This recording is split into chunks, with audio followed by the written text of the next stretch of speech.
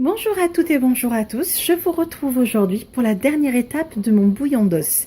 Donc, avant de commencer à filmer, je vous ai passé l'étape où j'enlevais la petite couche de graisse qu'il y avait. Là, vous en voyez, il en reste encore un tout petit peu. Donc, je vais la laisser parce que bon, il n'y en a pas beaucoup. Donc, je vous montre ce que ça donne. Hein. Hop, c'est comme de la gelée. Hop, voilà. Ça fait un gros pudding.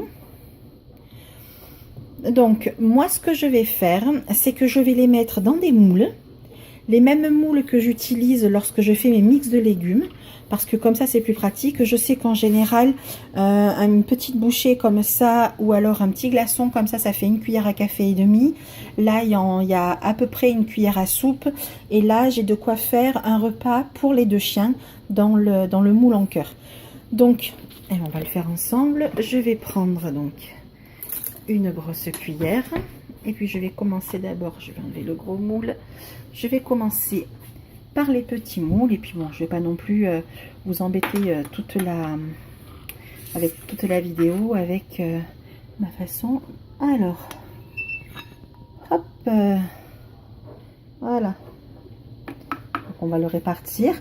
Donc en fait le bouillon de volaille comme je l'ai fait là est un petit peu moins gélatineux qu'un bouillon, ah bravo si j'en mets à côté, un bouillon fait avec des os, notamment des os de porc ou d'agneau.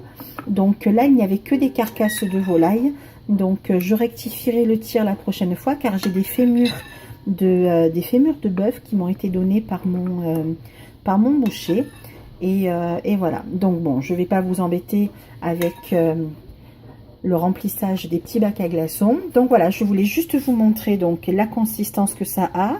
C'est pas liquide, hein, c'est vraiment une gelée.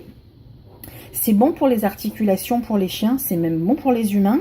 Moi je le fais pour les chiens parce que bon, dans la famille, le bouillon d'os, ça n'a pas l'air d'avoir conquis tous les estomacs, notamment à cause de l'odeur que ça a eu pendant les 24 heures où ça a mijoté.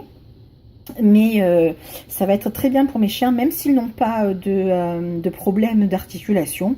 De temps en temps, un petit glaçon, donc voilà, un petit glaçon comme ça en complément de la nourriture, dans la mesure où ils ont déjà eu toutes les introductions de viande, d'abat et de poisson. Donc de temps en temps, un petit glaçon de bouillon d'os, ça sera une petite friandise, et ça sera bon pour leur digestion également. Voilà, je vous laisse, je vous retrouve bientôt pour une prochaine vidéo, soit sur une ration barf, soit sur une autre recette. À très bientôt, au revoir.